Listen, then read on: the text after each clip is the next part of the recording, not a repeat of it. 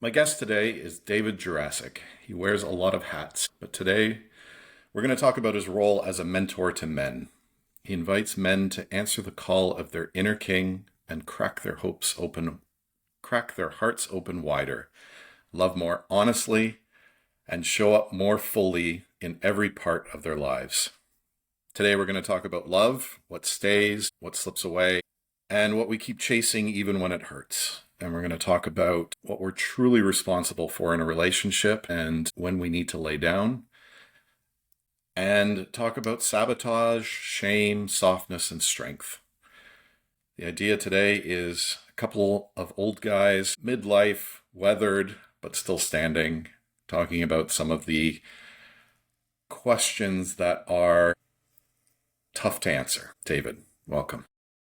Jeff, thank you for having me. It's a beautiful intro. I like cracking your hopes open too. As well as heart. I like that. That's a good slip. That is a good slip. And that's quite a full plate we got there of what we're going to dive into. But I'm excited to see wherever this goes. I'm happy to Me be. too. Yeah. Yeah. So let's start off here. You said you're in the thick of midlife, and Yeah. I found that things slowly break and stretch, and there's these strange invitations. Where are you right now? Wow, that's such a vast question. I don't know about you, but growing up, I was always told I was an old soul or a late bloomer. I never quite synced up with the people at my age. So I was hanging out with elders when I was a teenager or. But at midlife, it's a funny time because most of my life until now, I've spent working with people younger, teenagers, boys mostly, young men, and I feel really in the middle of the midlife myself. I had cancer a few years ago. I felt my mortality a few times already. I work with men at midlife, and what's beautiful about it, and it's almost too hard to explain, but it's like everything starts to break down that isn't aligned with the soul. Career, health, relationship, everything. Even our appearance, I got a skin rash, I'm losing hair, whatever. I mean, part of it is just mortality. I don't think it's always something deeper, but the patterns that we live by, the stories we tell, they start to show their cracks, you know, the ones that aren't working, that I believe aren't aligned with something deeper. And so I love this stage of life actually, because it's the time of life where things get real. There's not much room for bullshit anymore. My holding on to bullshit just caused so much suffering for me and the people in my life. So yeah, I think it's a very potent time, very confronting time for many of us, especially if we're entrenched in something that is unhealthy and not aligned. But I think ultimately it's a very potent time.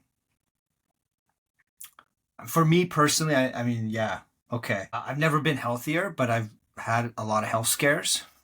So that's been profound. My marriage has never been stronger, though we struggle and wrestle with each other often. All the things I thought life was going to be about, it's not what it's really about. I thought I was going to be a famous filmmaker by now. I'm not a filmmaker. I'm not famous. I don't give a shit about being famous. My life is so much richer than I ever imagined, but it's not what I imagined at all. So it's a beguiling kind of time, and I keep discovering more about what life is at this time. And I'd say in a nutshell, it's a time of deepening, either deepening or breaking. And it makes me want to ask you, Jeff, that question. How do you find this time? I echo a lot of what you said. At this time in my life, you're absolutely right. It's about stripping out the bullshit and taking out what doesn't matter anymore. But I also find there's a sharpening where it's like, to quote Shawshank, get busy living or get busy dying. Yeah. And there were some things I thought I wanted to do in my life, like start a business, be a real entrepreneur, and build something that outlasts me. And up until now, I haven't been able to do that. And it's like, you're gonna fucking do it. Yeah. Like it's this sharpening of Now or like never, right? now or never. Yeah. So I personally have leaned into that, and it's taken me on. It's my it's a couple of years now, a few years now, and it's rather than the journey has been to go inside rather than outside, and I find the further I go inside, the more the outside changes. Right. It's hard to describe when you're in it, or Yeah. it's hard to describe, but that's what I find. Can I jump on that? Absolutely. I think when you said that, I think this phrase that comes to mind that I hear often from men that I get to sit with in community and who mentor me or I mentor them. We're always in it together in the soup. This term like recalibrating, and you and I are both passionate about the king archetype or the presence of the king in our lives, and I think that's the king's presence of like it isn't about making huge changes, swap my wife and get a new house and start a new hobby or something big and dramatic, moving to a different country. Maybe it is. Maybe it is. But the shift comes from the inside and it's a slow and deep recalibration. Sometimes it's a 1 degree to the right or to the left that makes a huge difference. That's what I'm kind of gathering from what you said. That change comes from the inside. Is that what it feels like? I would say my experience has been more than 1 degree, but Yeah, maybe yeah, maybe that's just me. yeah. And I have You done made huge that, shifts. Yeah, moved to a different country. you did. Did it feel like a huge leap, or did you do it gradually? Or did it come as like how? Yeah, how was that for you? Let me tell the story of how this happened. Hmm. This takes a couple minutes. Um, there's two phases I divide my life into. There was pre-divorce Jeff and then post-divorce Jeff, and I can share a picture with you of old Jeff. And that guy was, let's just call him depression. He was a pushover, got bossed around. Divorce woke me up, and then I rebuilt my life from basically nothing. And over 10 years, I got to a point like literally nothing. I left my marriage with the clothes on my back. Bought two houses, like first one house, sold that one, bought an even nicer house. I had a great car. I had a big house, all the toys. And that was like this huge revelation. And I realize I'm putting emphasis on the external. But there was this one day where I'm sitting at my desk, and it was like I was in tech at the time, and it was like meeting after meeting after meeting. And I had this thought of if you don't make a change, you're going to get sick. And it was just this little whisper in the back of my head, but I'll never forget it. It was the loudest whisper I've ever heard. All of a sudden after that, I had this collapse. I was working. I was in tech, but I had a business. It was a fractional CTO. And I had three clients. And within 2 weeks, I lost all three of those clients. And I only had so much money runway. And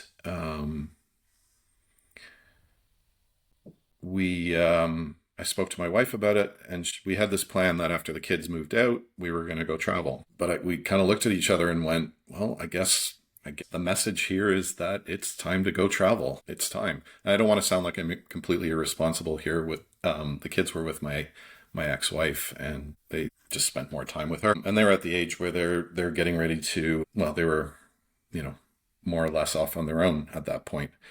So we made a deadline at the end of September. If we don't, have something, I guess we got to sell everything. And I remember very clearly, I almost had a new job. Like they were like, we were going to I got an email. We were going to make the offer to you, but because of the economy, we can't. We have to shut down the position. And it was like, that's the clearest sign I can ever have. And it was realizing that it was the next phase of my life. about to start. So selling everything, and then we spent some time figuring out, we went up north into a cabin for the winter and just spent the winter in a cabin, middle of nowhere, literally nobody around. And we just figured out what the next phase of life was going to be. And I had done coaching and a lot of inner work through my divorce. And it was like, well, maybe this is the next, I'm ready to do that kind of work and help others to heal. So that's what it looked like. And it's been a journey ever since then. And as soon as you make, I find healing work to be very confronting in yourself. You're really, it's this act of co-creating with somebody, and you're, the person you're attracting, the clients you're attracting are a direct reflection of who you are. I've never had a client who isn't exactly where I am, but in a different phase of life. It's always a reflection. And I've always had to reflect back on myself. Like, it's always looking back at myself, no matter what's going on outside. I'm always asking, okay, but I see that out there, but what's going on inside of me to have a reaction to this?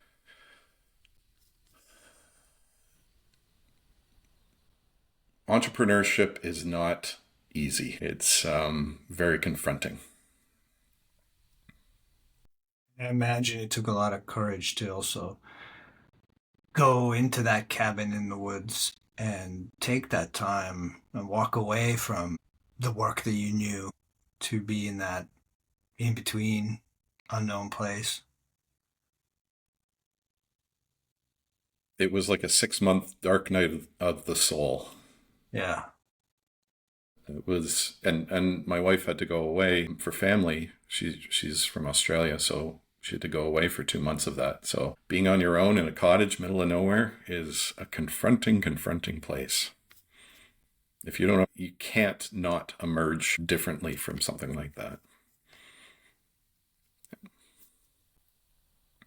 And it's, I imagine what you're in your story, there's a cascade of events. It's not just one event and suddenly you made this overnight pivot. Is the, what you touch on your divorce. That seems like a trial by fire that probably lasted a couple of years that you went through something through that, prepared you for that next step and that next step. And then here we are. Totally. I don't think I would be looking inward had I not gone through that divorce. I keep saying divorce is not about the other person whatsoever. It's doing the work inside and looking at yourself. How did you get into that position? Or are you, prolonging is not the right word, but continuing that dynamic? Yeah, it's very confronting, isn't it? It's undeniable when something isn't working. I find too, it's very easy to collapse into blaming ourselves. It must be all me, or push it back and must be all them, or something with the relationship was flawed from the start. Or I think it's easy to really wrestle with that for a long time and not get clarity. What helped you to come through that fire and understand yourself better and know what you needed to do next?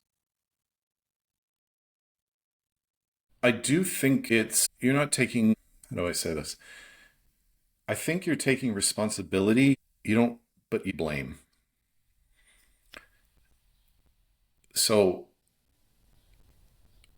when I started taking that responsibility, then I could ask deeper questions like, how did I get to this place? And how do I never make sure this never happens again? Yeah. Yeah. Um, that's what cracked the door for me. And then I had a coach through it, and she would really push me and help me to diagnose what those emotions I was feeling are. And those emotions were the gateway into learning more deeply about myself. So why was I having this reaction? Um, what could I get from it? What was the gold inside of that?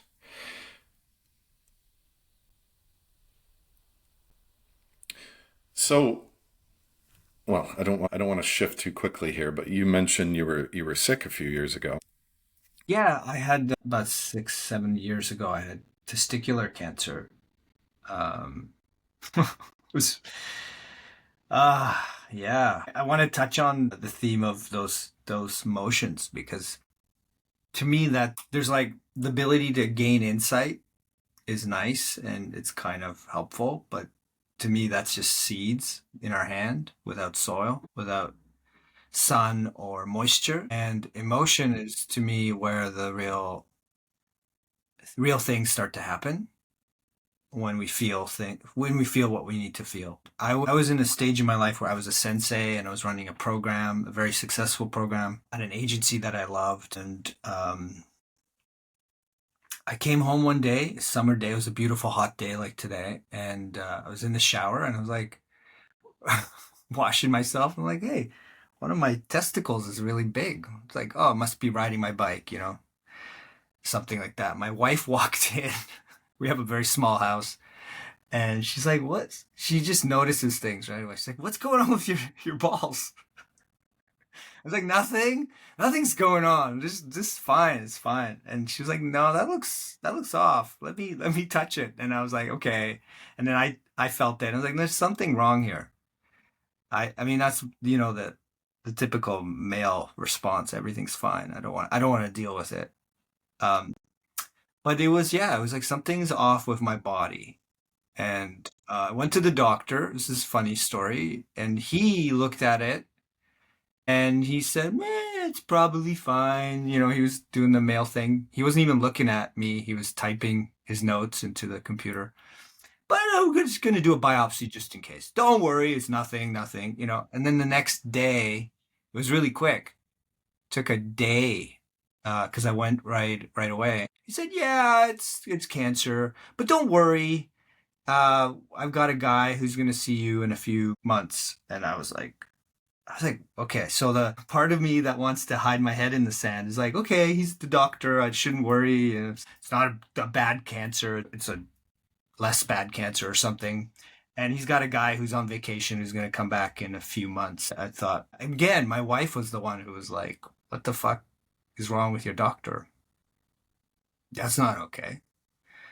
So we looked it up. I found the best urologist in Ontario and the second best urologist. I called them right away and I had an appointment the next morning to do an ultrasound. And within 30 days, I had it cut out of my body. But in those 30 days, I learned a lot about myself and where I wasn't. There's a lot of, like, for me, it was a subtle shift. It was like my whole life was about ambition at that point. I was in the prime of, I thought I was in the prime of my life. I was in good health. I was running a program that was scaling. Everyone was talking about scaling at that time. Every guy I know who's in business loves to talk about scaling, right? You're doubling, tripling, 10 times your reach, your impact. And I really got into this like zeal of scaling my program. I was teaching 10 kids, then I was teaching 50 kids, then I was training 20 people to do what I do all over the province. We were going to go outside of the province. It was going to expand.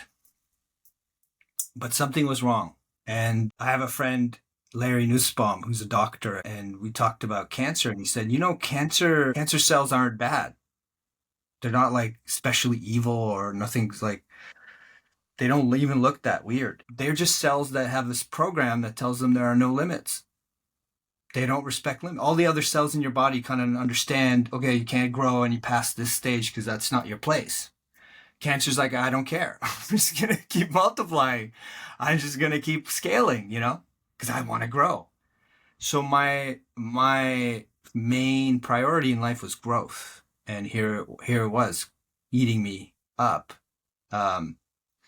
At the same time, I was also struggling with anger. I was a sensei. I could use my anger. I could access my anger, but I wasn't comfortable when my wife would get angry with me. I would get really defensive and I would either shrink or I would explode back. And I was seeing things in the organization that I was part of that I didn't like, but I was not speaking up. And cancer, the first thing that cancer showed me was like, man, life is so fucking precious. I'm walking to the ultrasound and I'm noticing the flowers and I'm in downtown Toronto and people are just racing by and I'm just feeling every fucking step, you know?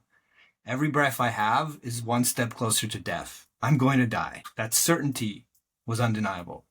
If no one cuts this out of my body, I'm probably going to die in 2 years, 3 years, because it'll spread. If I get to cut it out of my body, wonderful, but I'm going to die. It just hit me, you know, my time. There's only so many sands in that hourglass, so many breaths. I'm incredibly fortunate and privileged, but I am going to die. There's an end to this. And so what the fuck am I doing? And that's when the whole sort of like my whole axis shifted in my life. And it was only a few degrees because I didn't have to change a lot of big things at that time.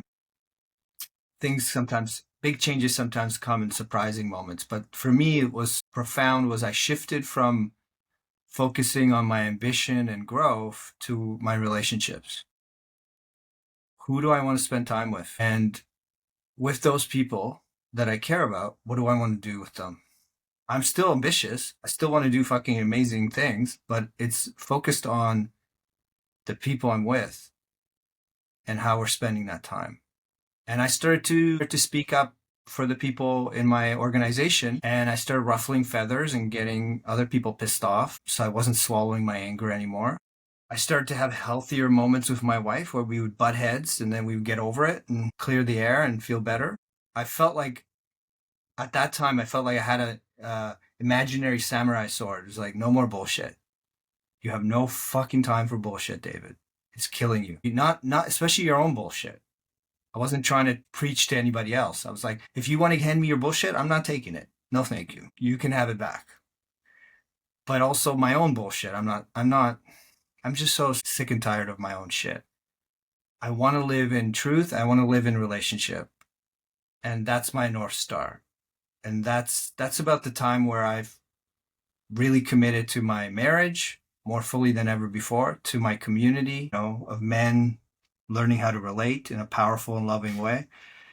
And everything, yeah, everything since then shifted. I really respect limits. I think it's a beautiful thing that we're going to die. I think it's a wonderful thing that the earth is giving us feedback that we're fucking with it and it's saying, fuck you back. I think that's a good thing. It's like that's how the only way we're learning, apparently, or maybe not even learning yet ecologically. But I'm appreciating injuries, sickness, death, aging. It's confronting me to be more human, to be more present, and to discover what's real. And when I was younger and I ignored all of that, I was really had my head in the clouds. I didn't know what I was doing. I was chasing a lot of shit that I didn't really need. So for me, it's a it's been actually a really wonderful journey, even though it was terrifying and scary. And I'm losing a friend right now who's dying, and I love this man. And so it's every moment I have with him, it's so precious, and I can feel how that's going to happen to me. So, you know, am I pouring my love into the people right now that are in my life? To me, that's all it's about. And there's so many beautiful ways to do that, right? We can start businesses together and do something wonderful in the world. We can play soccer. We can do so many things. But am I doing it with presence and love, or am I, you know, kind of half there and my brain is somewhere else?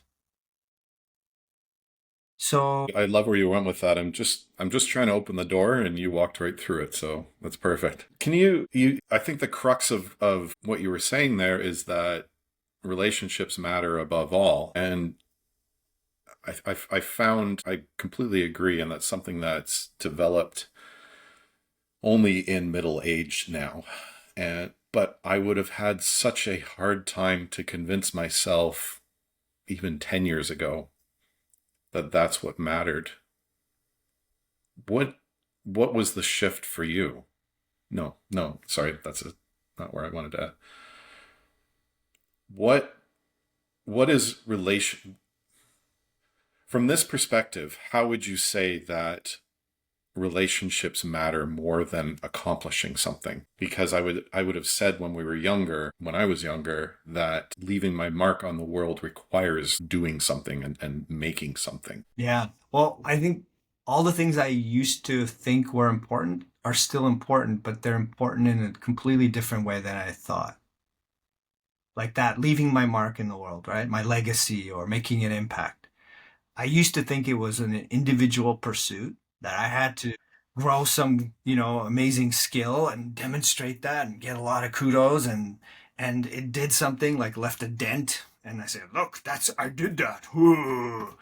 And I was hoping that that dent would be positive, but I think as I got older, I realized I leave a lot of negative uh wake, things in my wake too. I broke a lot of hearts. I hurt a lot of people. So we're making impact all the time, positive and negative. So how do I make more positive impact? And what is positive, right? Well, I think is I'm doing something to help you. I'm trying to be positive, but maybe it hurts you. So over time, the relationality is what actually helped me to see what I was really leaning for. I want to make an impact, but that impact is by loving people. And I'm always learning what that means. There's no, end place. But there are ways that we love each other that build our sense of self up in such a way that we can show up more fully.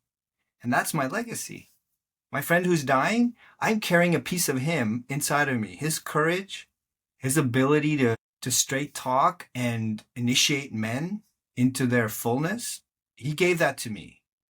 And I'm passing it on as his legacy. I'm a piece of his legacy. So I'm honoring him. I'm honoring the love that he put into me by giving it to others, you know? So that impact is still there, but it's relational. It's like I can see it and I can have it in real time and I can see the impact. What people tell me, this is your impact. This is where you're being negative, David. This is where you're hurting me or annoying me or frustrating me or getting in my way. And here's where you're empowering me and you're helping me to heal and grow. And God, that made the world of difference to me. Now I'm a better father, or I'm more present in my work and treat people with more grace and compassion because of you, how you treated me. So to me, I see that there isn't there's a realignment, a subtle recalibration of all those things that used to be important. It's hard to describe. It's like I know Carl Jung said something like, "What was true in the morning of my life becomes a lie in the afternoon." But I think the subtler truth is what I thought was true in the morning of my life has become a lie until I discovered what was deeper inside of that yearning, right? Even like relationships. I thought I don't know how people feel nowadays in the 20s. I talk to a lot of young guys, but I had this persistent belief that I was going to meet this person who would laugh at all my jokes, who would really get me, and would be this perfect partner, and then I would be happy. And instead, I meet people who are different than me, who don't get all of me. No one can get all of me. I can't get all of them. There's an imperfection in every intimate relationship, in every friendship. And I've come to see that that's a beautiful thing instead of that's a flaw. That used to drive, that used to be the deal breaker for me. You're not perfect. I need to spit you out and chase somebody else. Now I go, you're not like what I expected. You're a whole universe to discover. I'm never going to fully grasp you. You're never going to fully grasp me, but I can lean into that and learn as much as I can about what it means to be in relationship with you. And isn't that amazing? It's an adventure that has no end. And my capacity to love and be loved has no limit because it'll keep being stretched, right? So, yeah, again, I'm not even sure if I'm answering your question or if I'm going far further than you're looking to explore. But yeah, that's. That's how I see it.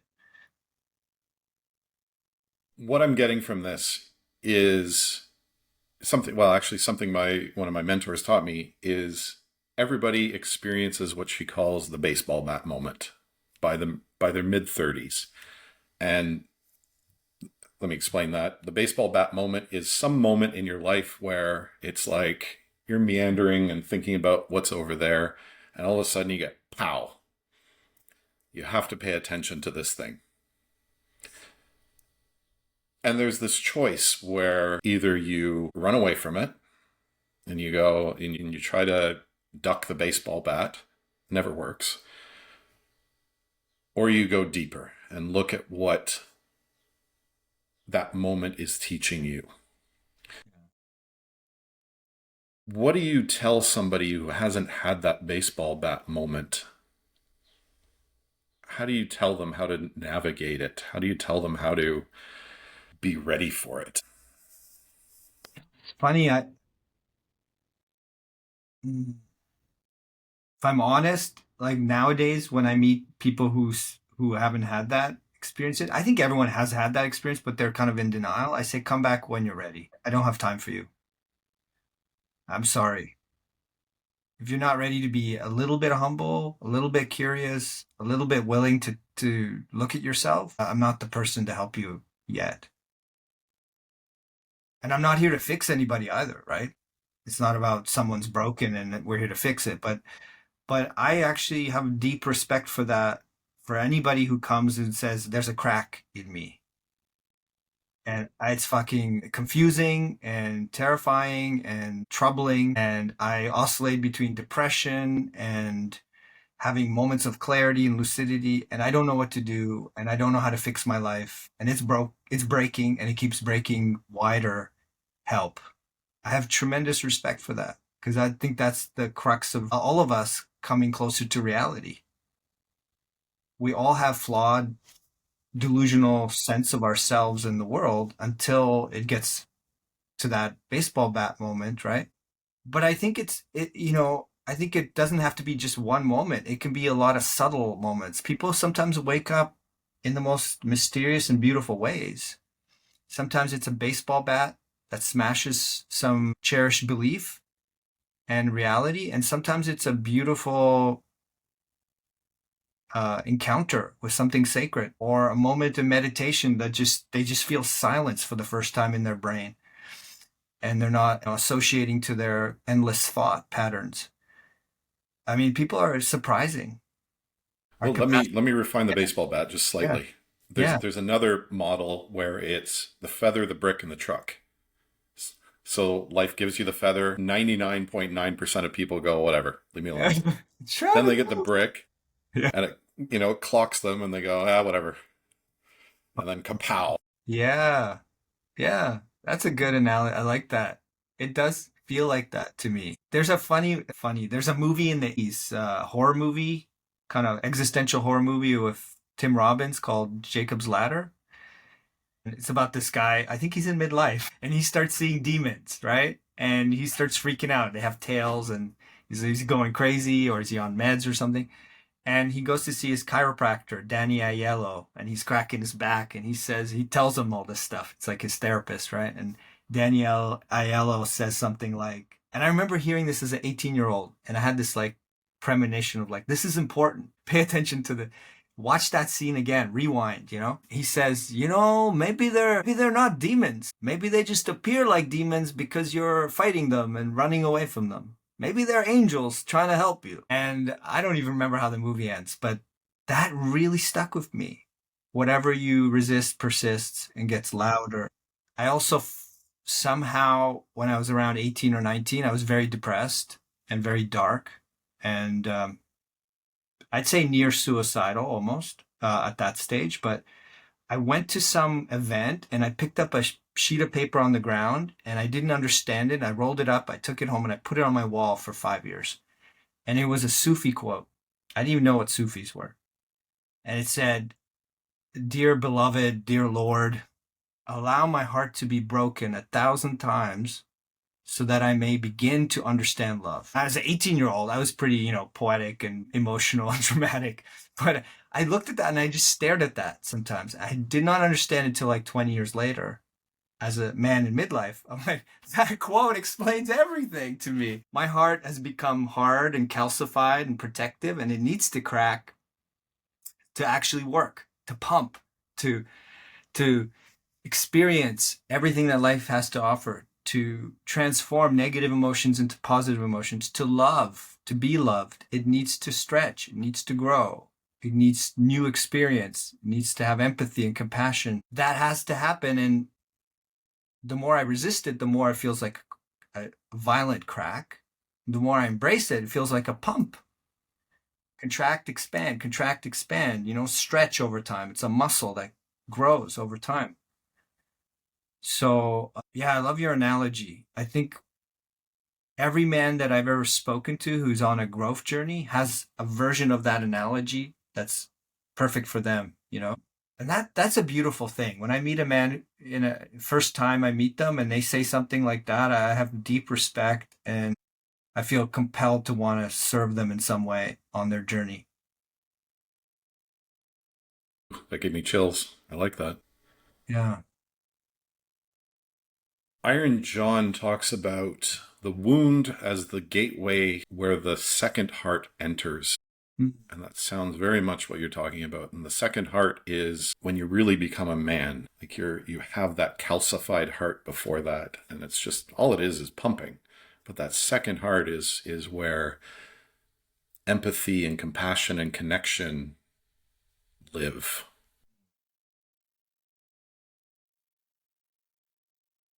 I know you didn't ask me, but my advice would be for somebody who's younger Yeah. to really allow that because that's where you're going to become a man. That's beautiful. And Jeff, I imagine, I mean, going back in time, as a younger man, I needed to see older men who had more grounding, more gravitas, more life say things like that to me or show me what that means. That made the world of difference to me in my 20s and 30s as I was breaking down all the things that were not working in my life. I had mentors, older men who I look in their eyes, I could feel that, the truth of that. They understood heartbreak, multiple heartbreak. And they didn't just sort of get through it and survive it. They grew into something much more because of it. And I wanted that. I'd want that. That became more of what I was seeking than trying to protect myself and trying to hold on to my younger dreams. I remember one mentor in Montreal. That was at the lowest point in my late 20s. I had a dark period where I was suicidal, and he was 75 years old. He rode his bike into Montreal every day, an hour-long bike ride. He had like 20 grandkids. He was a grandfather. He was just working for the hell of it. He didn't need to work, but he loved working with people, right? So he'd see me at 7 a.m. So this guy got on his bike at 6 a.m. from the country, rode on his bike into town, and he would box with me. He would wrestle with me, literally, and he would confront me every week. And one day I said to him, Pierre, I can't pay you anymore. I'm broke. I'm depressed. I'm broke. I'm not suicidal anymore. You've helped me, but I'm barely holding on. I can't pay you. And you were giving me a big discount. I feel terrible. I'm going to have to say goodbye. And he leaned in and he looked me in the eye and said, I don't care. I care about you. I feel like you're a son to me now. And I want to help you. I want to mentor you to become the person that you want to be. So you don't pay me until you get a job. And I mean, he broke a bunch of rules right there, right? You're not supposed to do that as a therapist. It freaked me out for an older man to say, I love you, basically, like a son. Part of me was really moved and part of me was freaked out, because I couldn't trust at that stage that that was real, that that wasn't some kind of manipulation or some game. But I stayed with him and I learned and grew because of that relationship. And eventually I became a therapist because of Pierre. You know, he showed me what it means to really care for people, love them into being. So I think, you know, it's a profound thing to be able to give that gift to anybody. And young men are really struggling. We're all struggling in some way. There's a unique kind of isolation and I think feeling deeply lost at that stage of life for many men. I think a lot of men get that story. A lot of men have a story like that. Maybe not a lot of them, but men who do have a story like that, it's very powerful, like what you just described. I Mm. could feel that connection. And to me, that comes from a place of going through hard times, of experiencing that heartbreak and then mentoring somebody. Mm. But it seems, but you're also saying that we're disconnected and maybe not enough people have that experience. Why is that so rare today? I think there's lots of reasons. I do think it's important. We're talking so much personally about our own lives and about the men that we know. I think it's important to look at the larger context of history and society. I do think in the Western world, we live in a very narcissistic, individualistic society. Then capitalism and narcissism and individualism have all convinced us that everything we need is just something that we should have, we should buy, we should consume, we should accumulate. And it devalues relationship. It devalues the earth. It devalues community, village, even families devalued. Friendship is certainly devalued. It's something you do when you have extra time, right? But there are societies and there are thousands of years where that wasn't the case. If you didn't have friends and community, you would not survive. It's just, you know, it's primitive knowing. It's like, that's why being cast out of a group is so terrifying to the brain. The brain knows on a deep primal level, if you're ostracized or cut out of a community or group, you're going to die. I think we've forgotten that. We've forgotten our primitive imprinting as human beings. We're social animals. Our society and technology and capitalism continually telling us it's all about accumulating our own, developing our sense of self. There's one side of a puzzle, and we don't see the second side. So I think that's a factor. I don't think it's just individual, you know, upbringing or individual flaw or like we're individually missing something. I think it's because we grow up in this culture. But the beautiful thing is you can break that spell when you connect with people, right? Like so many people, like that blackout that happened last week in Spain and Portugal. When you can't stare at your phone and you're not jacked up on your own Instagram bullshit, and you actually have to talk to your neighbor a couple of days later because you have to rely on people. You need water over here, and you need to talk to that person, and you're anxious about it, but you go and make a friend. And then you're playing chess on the street and having coffee with people, and you're realizing everybody's struggling and everybody's laughing and everybody's going through shit. You suddenly feel really connected to the universe, to yourself, and you remember who you are more because you're in relationship with people. You feel yourself part of something bigger. Um, you know, I see the potential for that, for us to come back to that. But I also see a lot of structural things that keep us apart. Maybe we're more anxious and depressed and more likely to buy shit we don't need, so it's better for the people who make a lot of money to keep us apart. I don't know. I don't know if there's a conspiracy to it, but there's certainly a structure to it that keeps us from trusting each other.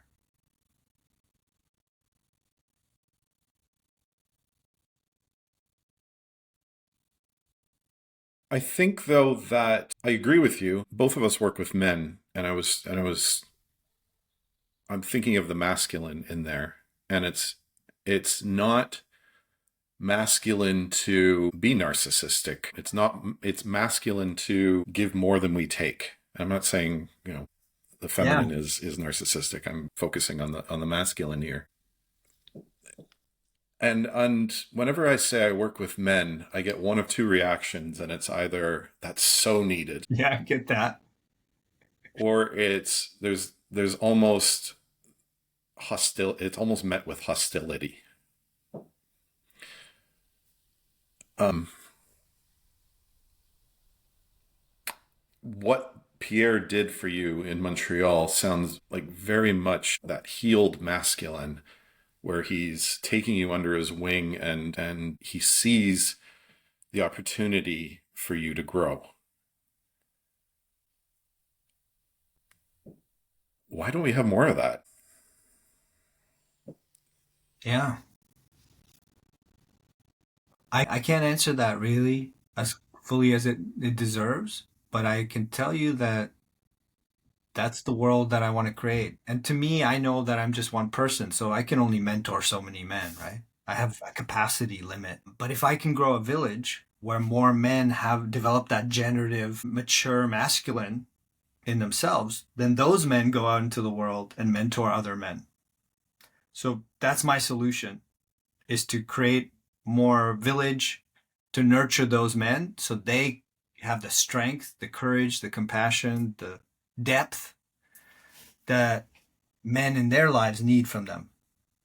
So they can be the uncles, they can be the employers, the leaders, the husbands, the fathers in the world that those other men need, you know?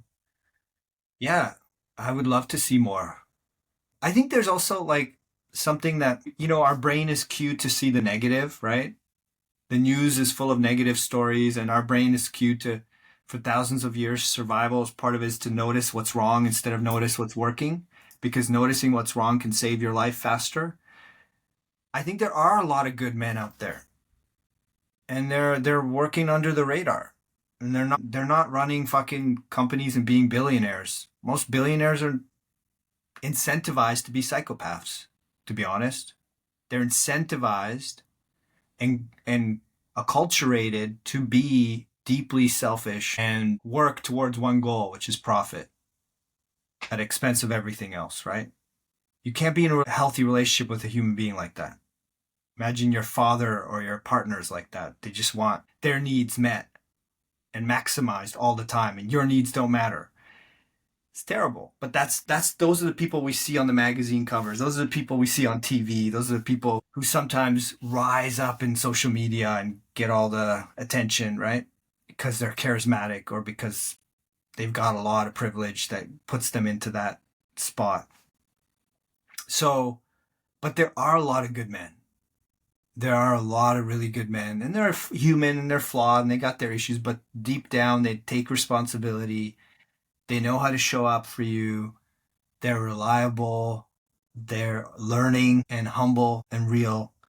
And some of them they don't look like superheroes, but their impact is profound.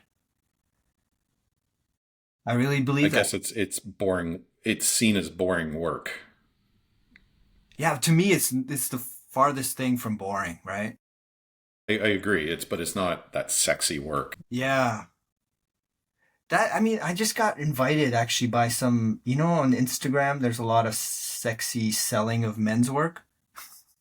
There's those guys who go in the desert and have like tattoos and oiled bodies, and they're doing healing work in the desert with 1,000 men, and this like aerial view with music playing of them doing this anger work or grief work, and they're sexy and they're selling it every 5 seconds. They're selling it.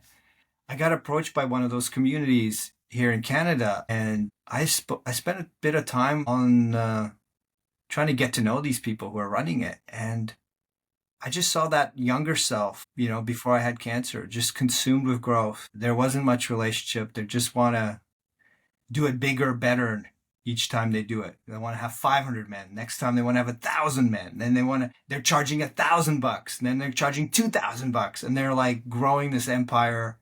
They're using beautiful words that I like, but I'm like, I don't want any of that shit. I don't want any of that shit.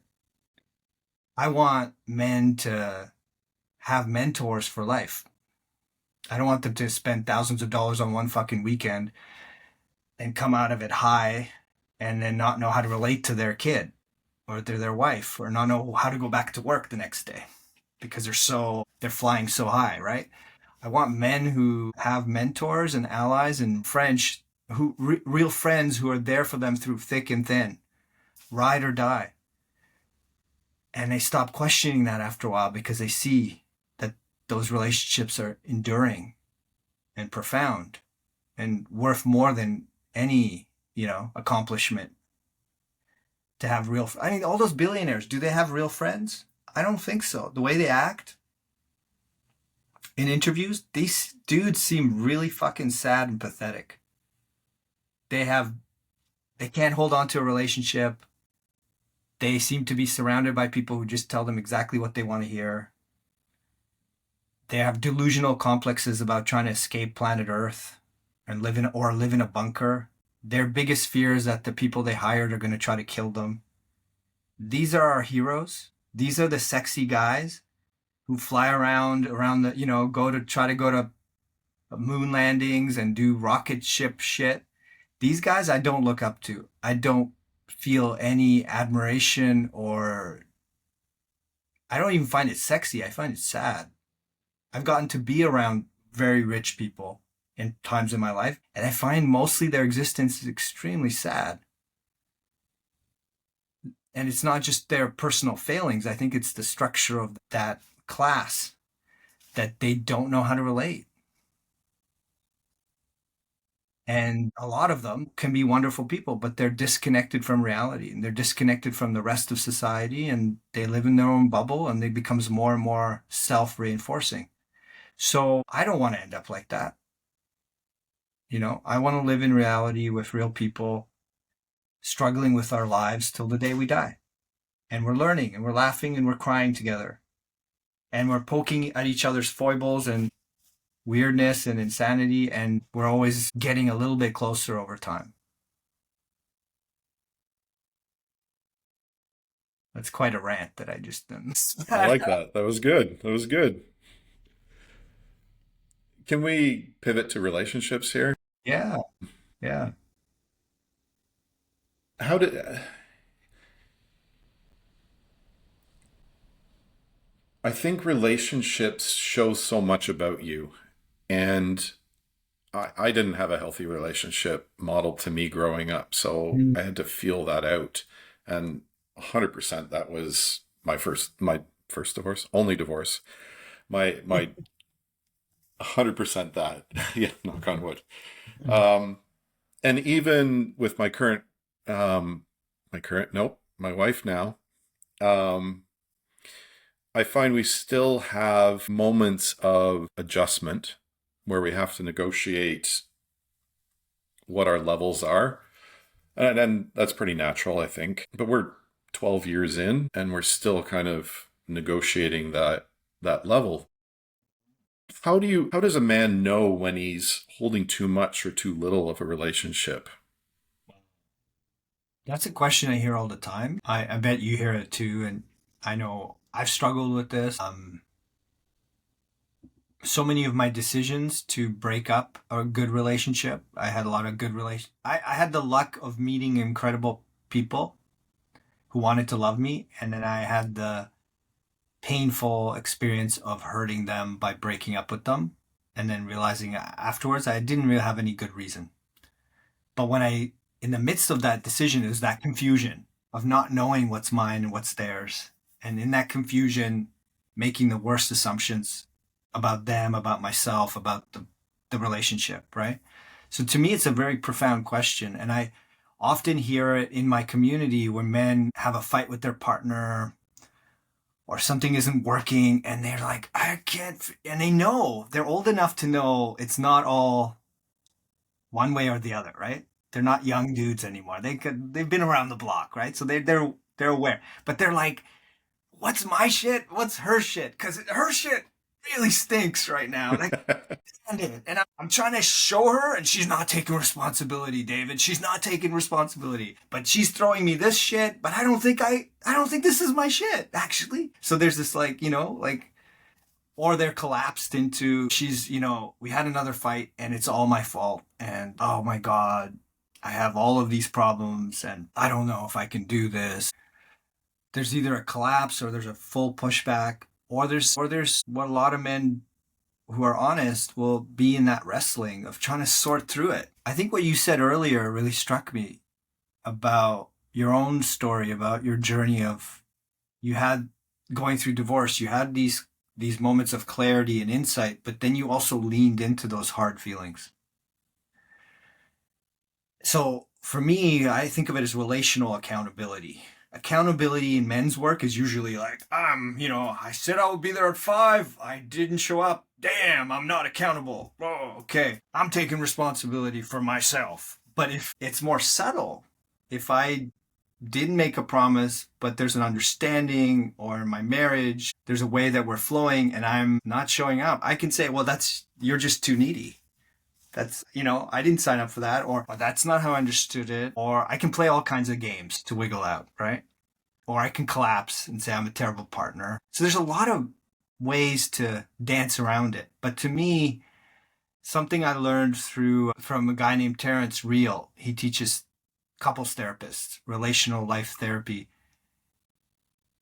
and through a few other people like Jason Gaddis and a few people who actually were like leaning into the same question that you just posed. What's mine? What's theirs? How do I figure it out? And it comes to the skill of repair. It comes to assuming that in any healthy relationship, we're going to fuck each other up. We're going to disappoint each other. We're going to have expectations that aren't met. Something's going to go wrong pretty quickly.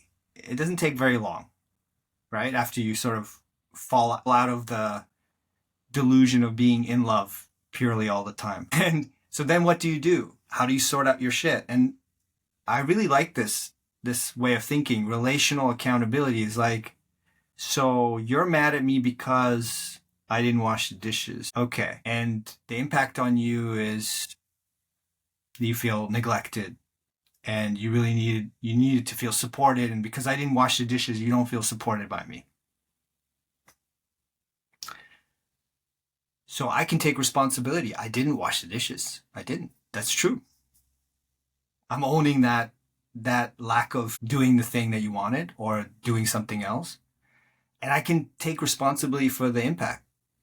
Yeah. It doesn't matter what I intended or whether I feel love or not love or trying to be supportive or I'm not being supportive.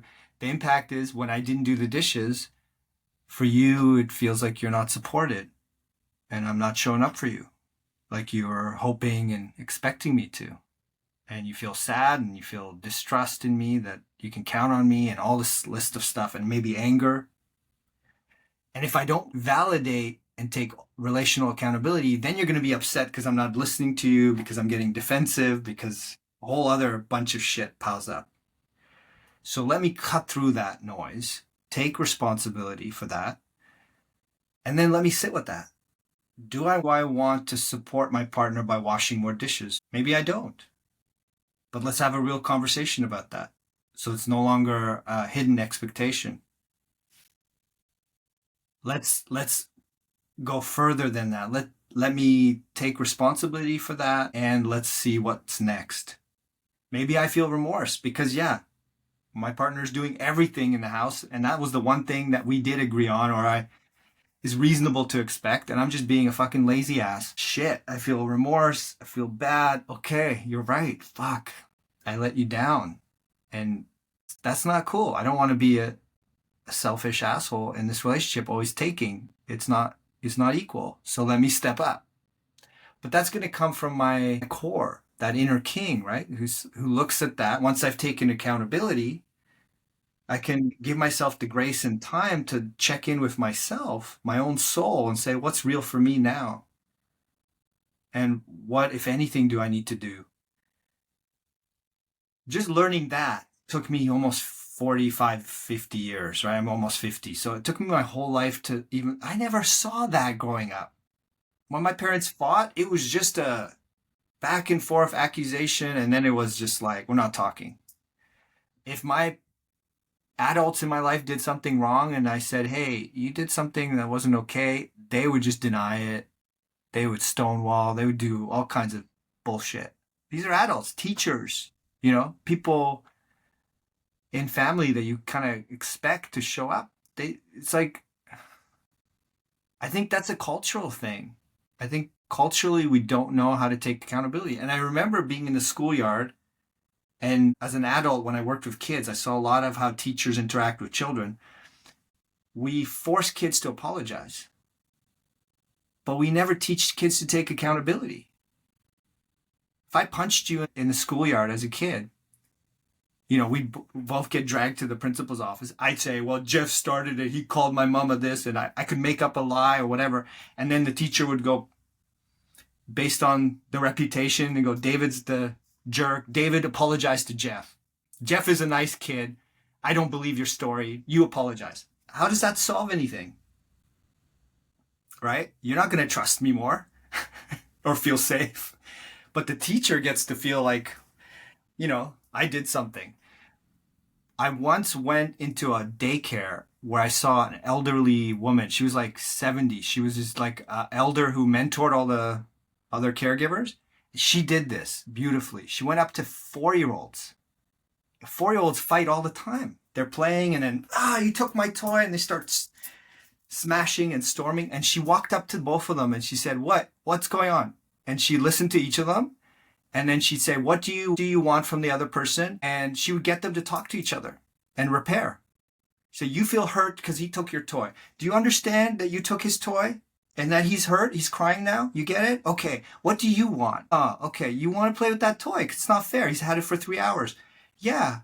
You want that toy. You really deserve it. Okay. And then she would turn these 4-year-olds on each other and help them to figure out how to get along. But there was no apologizing. There was no coercive, be nice.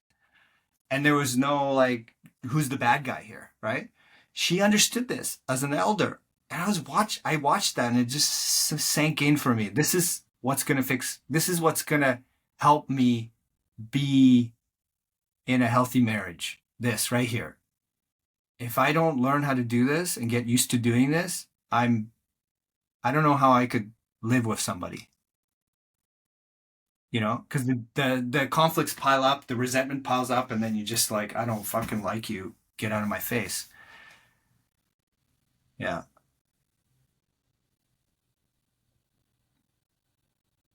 It's almost like what I'm realizing is in my relationship is that it takes that decision that you're going to work together to figure out what the underlying issue is. And without that commitment, you might as well not be together. I think this is what you just said is so beautiful, because a lot of men come to me and go, and women sometimes too, and they go, well, we're at the breaking point. Mm-hmm. Should we stay or should I go? Right? And it's usually from the person who seeks help. They're usually the one who's worked harder. Right? Not always, but they're usually the one who's like a little more humble. And they say to me, well, how do I know if I should stay or go? I say, okay, well, take responsibility for everything. For the next 3 months, own your shit all the time. If they're accusing you of doing stuff and you did it, even if how they spin it is kind of wild, just take ownership for what you did or didn't do and accept the impact on them. Don't collapse. Don't defend. Just take ownership. And then you're going to see over that 3 months whether your partner reciprocates or not. And then you'll know if you want to stay with this human being or not. Because it doesn't matter what they say. I love you. I want to stay together. Let's make this work. Yeah, that's nice. Nice words. But are you willing to take responsibility like I am? When you hurt me and I come to you and I say, that hurt? Are you willing to say, oh, I did that? Yes. And you're hurt? Yes. And then you sit with that and feel what that means? That's what it means to be in a relationship. A real reciprocal relationship. Not that you defend yourself or we get into stupid fights, but that you can own your side, I can own my side. Then we've got somewhere we can go. And sometimes when there's mutual ownership, you can still decide to break up. But there's a clarity and there's a grace to that breakup at that point. But a lot of the time what happens is one person is willing to take responsibility and grow up and the other person isn't. And either that person starts to catch up over those 3 months or they reveal their true colors. I just want to blame you for all of my childhood stuff. And that's why I'm holding on to you. And I'm hoping that you stay and allow me to use you as a punching bag. That becomes apparent if that's their stance, right? I think that's the beauty of fully owning our own lives. It reveals everything around us as it is, not as we want it to be, but as it is.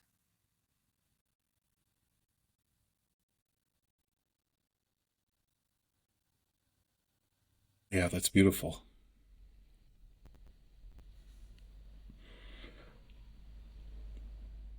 I've given the divorce rate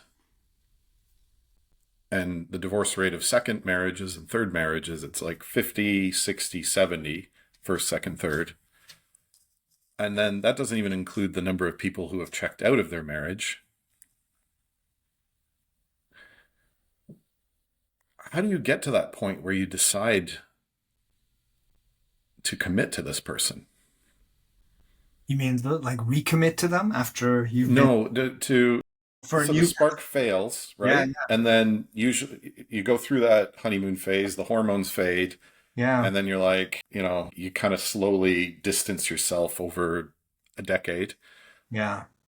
How do you decide to commit to that person and be with them and refine that spark? Yeah, is it courage or is it foolishness or foolish hope? I think we had another conversation a few days ago when we met. I think the beauty is when men are in that in between stage. They've gone through the divorce, they start to meet someone new, and when they're at that point of like, oh, I want to open my heart and want to try again, and they're not as delusional as they were the first few times. They know, people are human and they have baggage. They know shit's gonna come up. They they know things can get really bad, right? But they also feel longing. They want love. They're just wired for connection, so they want to take a risk. But they're in that sort of gas and brake at the same time. I think that's a beautiful point because they're asking the right question, which is, how do I make sure I don't repeat these mistakes with this next person?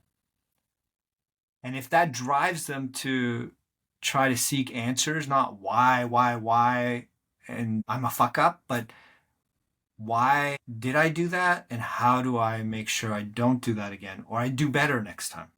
I'm going to have the same pattern, but it's not going to be as extreme with this relationship. It's going to be gentler and more grace filled.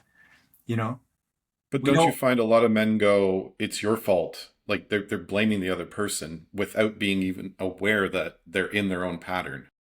Yeah. So I think a good test when you're sort of asking yourself, you're dating somebody and you're asking yourself, yeah, I like this person. This is nice. It's juicy. It's sexy or whatever. Let's have our first fight and let's see, will they take responsibility for their shit? Are they a grown up or are they still a teenager emotionally? Because, by this age, I got no room for emotional teenagers in my inner circle. And I'm sure as hell not going to shack up with somebody who's an emotional teenager. And people can grow up I mean, the good news is people can grow up really quickly. Like, if you're 50 years old and you're a wonderful person, but emotionally you're a toddler, it might feel like it's going to take 45 years to grow up, but it doesn't. It can take a couple of years of good mentoring, good therapy, deep work, and you'll be a functional, healthy enough adult that can marry somebody and not become a Dr. Jekyll, Mr. Hyde, not become a monster or an idiot. I think you can do it. And sometimes it doesn't have to take 2 years. I think if you're willing to do that deep emotional work, it can take weeks and months to do something that took years to get you there. So I have a tremendous hope for people, both men and women in relationship, but there has to be they have to be asking that question, right? What can I do to make sure that this turns out better this time? Not just hoping that the other person's going to be the fix. And once they ask that question, who do I need to bring into my life to help me learn that? Which mentors, role models, allies, friends? It's not just therapy. I think you need a a small village around you. I have people I look up to, older people who are in a relationship. They fight, and I watch them fight and go, "That's how you do it." Those are my role models. I need them to remind me that marriage isn't all um, sunny and rosy, right? But they show me how to do it, and how to do it with grace and compassion and humor, and that gives me hope that I'm learning to be like them. So yeah, it's kind of a devastating thing, those statistics that you shared. And at the same time, I think that could be the coffee grinds that wake people up and go, fuck, I can't afford to keep fucking up my life and other people's lives. I've got to do something different. I want to have a functional relationship, especially as I age. Like, it's very practical. If you're not in a healthy relationship as you get older, you die younger and you die more miserable and anxious. So it's also a health benefit, right? To learn how to be a decent, good human in relationship.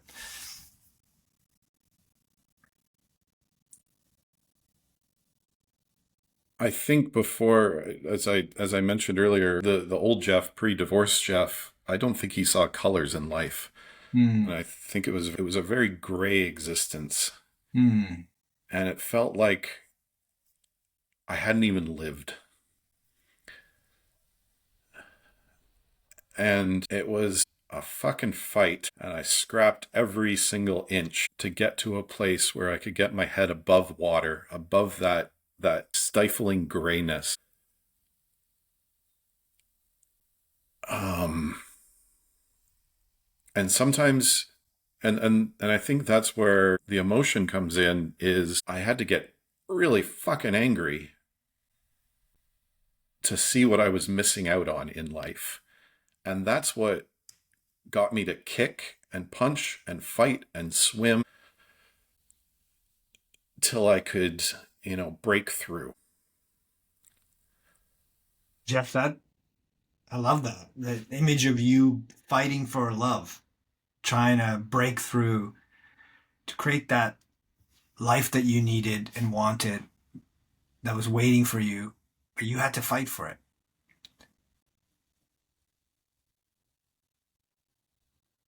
And I think that's what makes middle age so interesting is that you've had those fights. Well, actually, first of all, sometimes I confused who I was fighting, and my wife has had the good grace to let most of those things go. But you're absolutely right in that the most interesting people have had those fights, and I don't want to spend time with those who haven't. Mm. Uh, Yeah. to me, that's where the strength is. And that's what real strength, like, it's not this, it's not money, it's sitting with, looking inside and sitting with that, and then deciding, how am I going to get out of this? What am I going to do?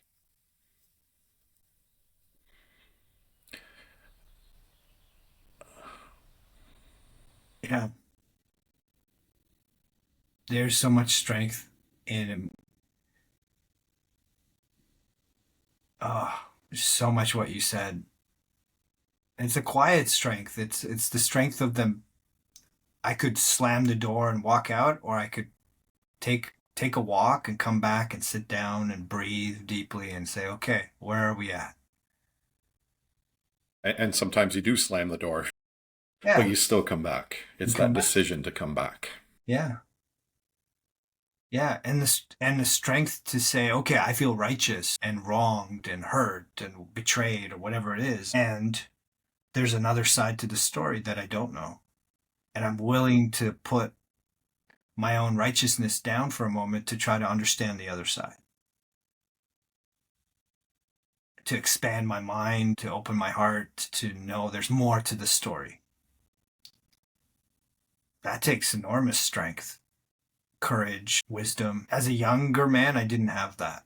I didn't have the capacity to do that.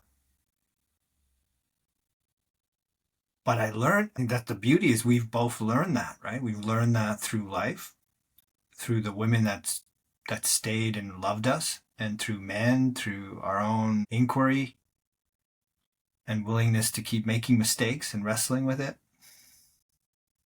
Keep coming back to the table, getting my butt kicked. I mean, we both have done martial arts. You do boxing, and I do right now jiu-jitsu, and before aikido. So there's this like, you fall 7 times, you get back up 8 times. You know, you just keep going, and you do get a little better. There's no end game. Yeah, I think you're right too. That couples who don't fight, they don't have a real thing. I don't know how you can. The people who've told me that over time, they always break up, and when they break up, it implodes. They didn't fight for it. They just created this kind of happy harmony that when it got pushed and tested, it cracked. It's part of life to wrestle with and argue with and disagree with people you love. How do we learn to do that with grace so we don't hurt each other too badly? But we come out of it scraped and bruised, and then we recover, we learn, we become more sensitized to one another, right? Yeah. I mean, to me, that's the most meaningful part of relationships, is not that it's all working out beautifully and every moment is a moment of joy, is that we're learning, we're growing together. And I wouldn't trade that for anything. I think, I don't talk about this very often, but I'd say on a soul level, why am I here? The consciousness that is in this body at this time, in this lifetime, I'm here to learn all about that. How to love and be loved and keep making mistakes and keep learning. One of my favorite authors, Martin Preytel, he's an indigenous man from Canada who went to Guatemala and studied with the Mayan culture. He said their whole cosmology is to accumulate, to become fat with experience and empathy, to learn what it means to be young, to learn what it means to be a plant, to be an animal, to be an elder, a man, a woman, to go around their whole lives learning from different people and accumulating compassion and empathy. And when they die, the gods cut them open and feast on their fatness. And when I read that, I was like, fuck, that's So that's good. the point of life right there, is to learn through my experience as much as I can before I'm dead, and hopefully pass it all on to people I leave behind, right? Help them feel loved and understood and seen in the time I had with them. I think that makes the lows easier, knowing that you're getting something, there's a gift in there and you're getting to live that life. It's not just about, everything went great today. That's boring. It's those lows where you get to live however long in that new life, and you get that experience from it. That's the juice of life.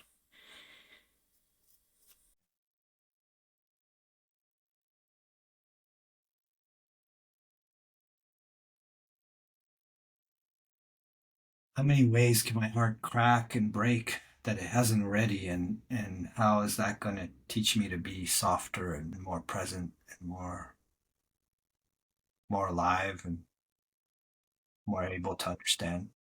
Well, that was going to be my next question for you. What's something that you're still learning to trust in yourself?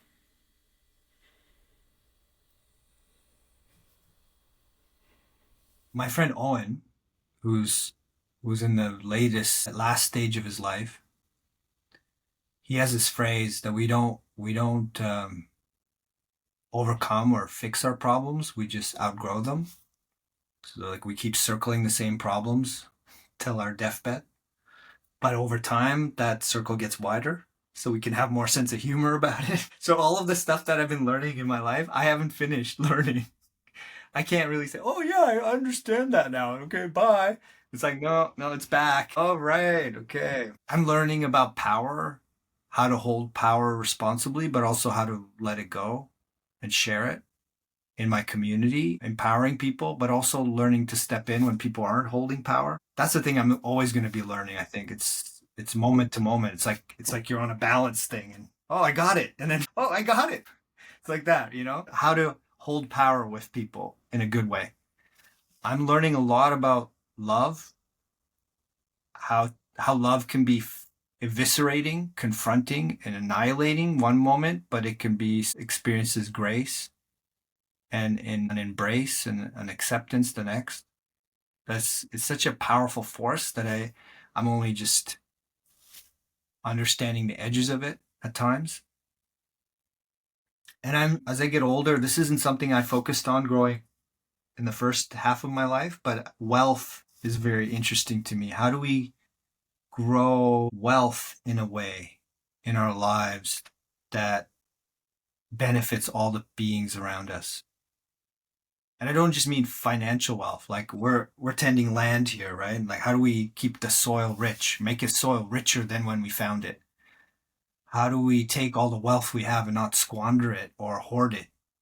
How do we share it in a responsible way so that it makes the most benefit, and that benefit creates more wealth?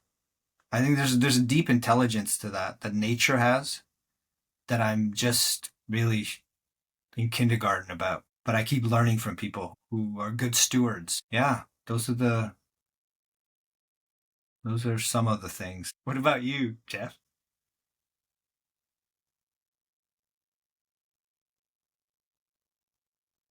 I'm learning to value myself from the inside out. I had, I think when I had built up, I described this story earlier, built up that stuff, it was all about the external. How am I perceived? What have I accomplished? And then I had a collapse because of it. And that got to what I realized in that isolation in the cabin. I called it monk mode. What I discovered in monk mode was that I didn't have a very positive view on myself, and I was outsourcing how others perceived me. I was outsourcing my own value. That's a better way to say it. So that I could be devastated with one sentence. I could be devastated with, we don't need you here anymore.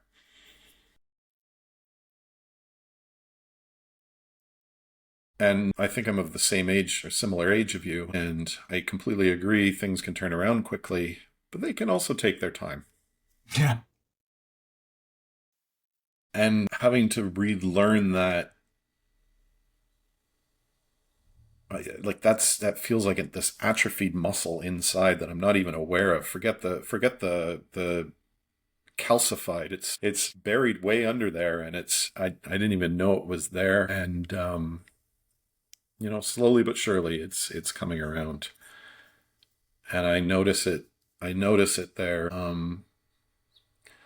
Sometimes in big leaps, and other times in inches.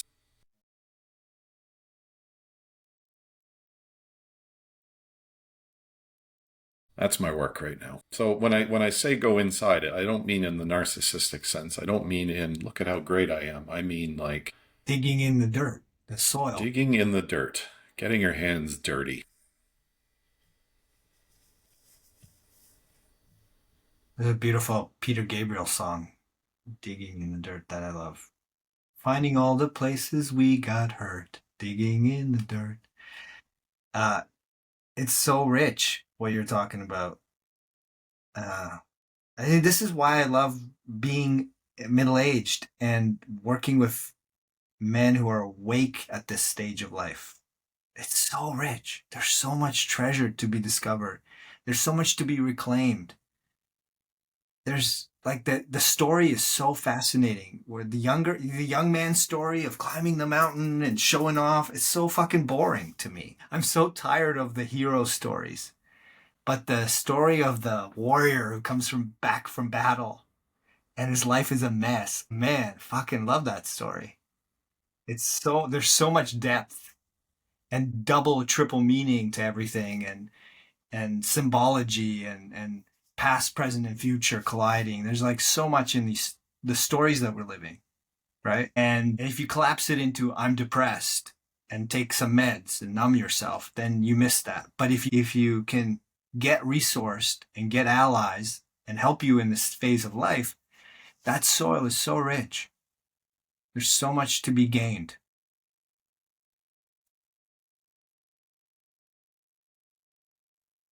What's the thing that you're most grateful for in this journey? Oh, I can't just pick one. Come on. Just one? One. No! Like, God, that's not fair, man.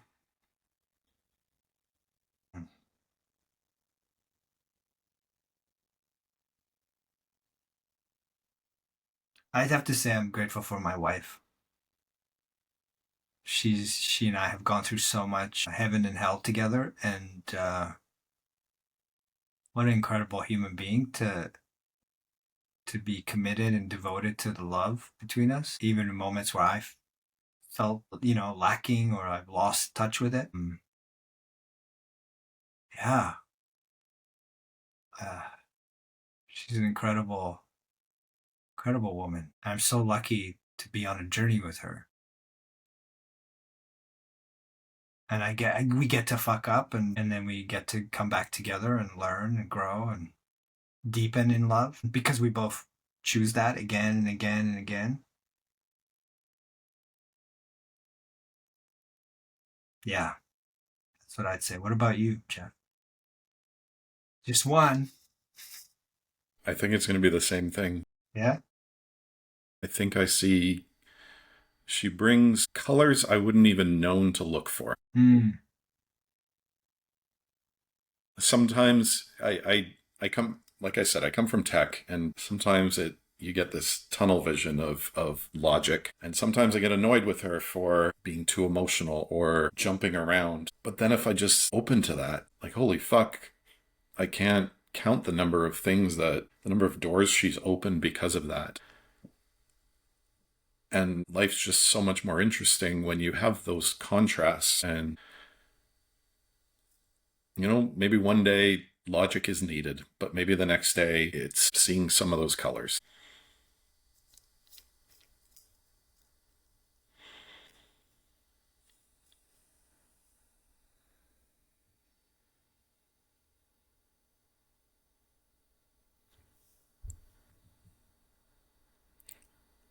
That analogy.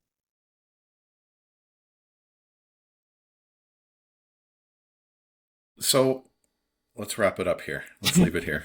Yeah, I think. That's our conversation. I don't know if we solved anything, but maybe that's not the point. Maybe the point is to stay in the questions a little longer, come back with honesty, and maybe a little less armor. Thanks for coming here, David. Thanks for bringing your heart and your presence and your wisdom, your hard-won wisdom, I should say. And until next time.